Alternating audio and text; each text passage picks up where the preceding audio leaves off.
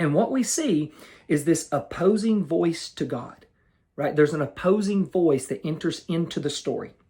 And what we see in this opposing voice is that it is not good, right? It is not ordered, right? It is chaotic.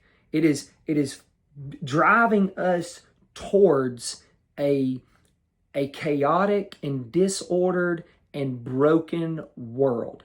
And what I want to do is I want to help you today to recognize that voice in your own life through this story, because you can. You can actually recognize the voice. And the reason you can recognize the voice is because it hasn't changed, right? The tactics of the enemy have not changed from the beginning. And you know why? They don't have to. He knows how to tempt image bearers.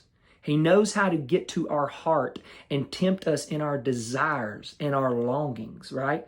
And he knows that if he can get our desires and our longings and our identity twisted up, then he can deceive us to think that these other things are satisfying and fulfilling. And he knows that they won't last, so he has to keep giving us more and more stuff. And God, and the enemy of your soul, Satan, will give you anything that you want as long as it doesn't lead you to God. You need to remember that. Oftentimes people are like, man, you won't believe what God did for me. And I'm like, what is it? And he's like, I got a new job. I got more money. I got this. I got that. And I'm like, be careful. Be careful there. Right? Don't attribute to God that which is from Satan, and don't attribute to Satan that which is from God. I say that often. God has brought many things into my life that are very difficult, and I believe it was from God because it opened me up. It showed me what God was up to, right? It revealed to me some things in my life that were sinful, and it brought me back to God, and it was painful, but that was from God. And then the enemy has given me better jobs and more money and all this other stuff all the time.